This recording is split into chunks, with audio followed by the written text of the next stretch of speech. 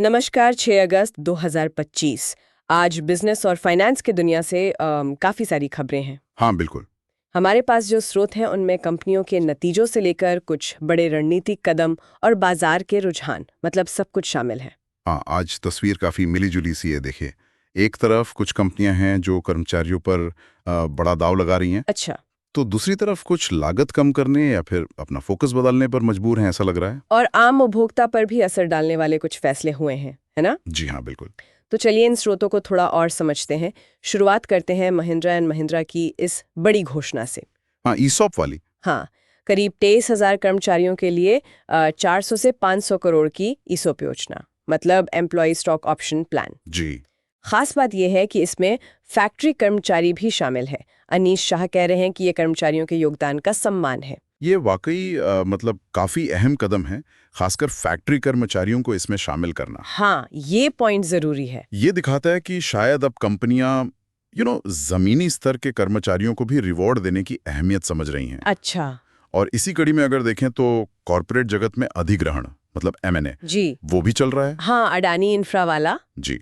Adani infra ने PSP projects में करीब 34.5% 34.4% हिस्सेदारी खरीदी है। तो अब वो भी प्रमोटर बन गए। हाँ, मौजूदा प्रोमोटरों के साथ ये उनके इंफ्रास्ट्रक्चर फोकस को और मजबूत करता है, कह सकते हैं। और टेक्नोलॉजी में भी हलचल है। इन्फोसिस ने हुबली में एक नया सेंटर खोला है। हाँ, एआई, साइबर सिक्योरिटी और स्पेस टेक पर। ये इन्फोसिस लिविंग लैब्स का हिस्सा है।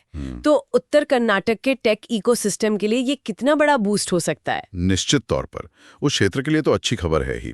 मतलब टैलेंट को मौके मिलेंगे और ग्लोबल क्लाइंट्स के लिए भी काम होगा वहाँ। सही। दूसरी तरफ कुछ कंपनियां अपना फोकस बदल रही हैं, जैसे आपने कहा बोरोसिल रिन्यूएबल्स। हाँ, उन्होंने अपनी जर्मन सब्सिडियरी को दिवालिया घोषित कर दिया है। बिल्कुल।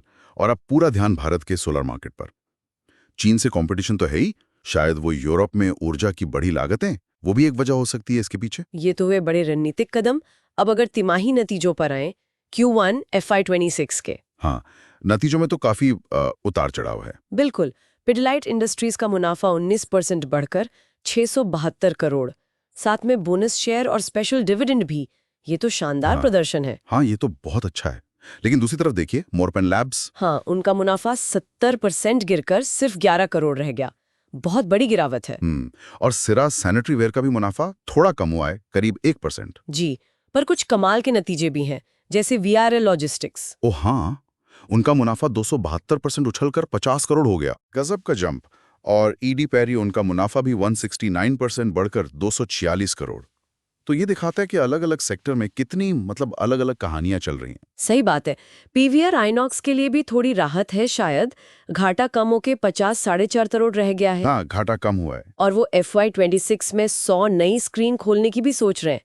तो लगता है अच्छे कंटेंट से लोग सिनेमा हॉल वापस आ रहे हैं। हाँ, लगता तो यही है, उम्मीद तो यही है इंडस्ट्री को। और अगर पूरे बाजार की बात करें, म्यूचुअल फंड इंडस्ट्री की। मोतीलाल ओसवाल की एक स्टडी है। हाँ, वो स्टडी बताती है कि भारत का म्यूचुअल फंड उद्योग पिछले 10 साल में मतलब 7 गुना बढ़ गया है। 7 गुना। हाँ, जून 2025 तक AUM यानी एसेट्स अंडर मैनेजमेंट वो करीब 74.40 लाख करोड़ पहुंच गया है। ये तो बहुत बड़ा आंकड़ा है। बिल्कुल। और इसमें एक ट्रेंड ये भी है कि पैसिव इन्वेस्टिंग मतलब इंडेक्स फंड वगैरह में निवेश बढ़ रहा है। अच्छा, शायद छोटे निवेशकों के लिए आसानी और कम लागत की वजह से। की खबर है। हम्म। SBI card. हाँ, क्रेडिट कार्ड वाला। हाँ, 11 अगस्त से अपने कई प्रीमियम को ब्रांडेड क्रेडिट कार्ड्स पर मिलने वाला जो कॉम्प्लीमेंट्री एयर एक्सीडेंट इंश्योरेंस था वो बंद कर रहे हैं। ये ध्यान देने वाली बात है उन लोगों के लिए जिनके पास ये कार्ड्स हैं। बिल्कुल।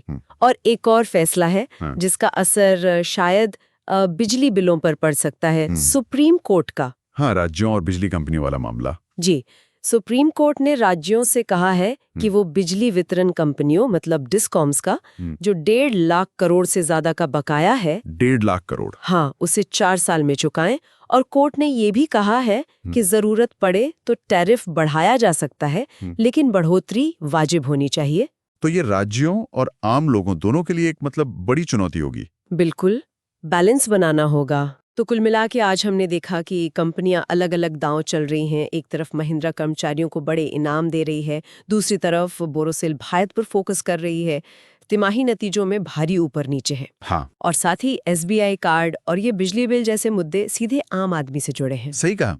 ये सब मिलकर भारतीय अर्थव्यवस्था की एक कह सकते हैं जटिल तस्वीर बनाते हैं। कहीं ग्रोथ और अवसरों की चमक दिखती है तो कहीं वैश्विक दबाव और घरेलू चुनौतियां भी साफ हैं। हाँ, कंपनी और सरकारें संतुलन बनाने की कोशिश तो कर रही हैं। बिल्कुल। आज की इन सब बातों के बाद एक सोचने वाली बात ये है कि देखिए, एक तरफ कर्मचारियों को जोड़ने के लिए महिंद्रा जैसे बड़े कदम उठाए जा रहे हैं ना। हाँ, दूसरी तरफ SBI जैसी कंपनियां लाभ कम कर रही हैं और उधर बिल्ली का बोझ बढ़ने की आशंका है। तो ऐसे में ये जो विकास और लागत के बीच का संतुलन है, ये आम भारतीय के जीवन को आगे कैसे प्रभावित करेगा, ये देखना होगा।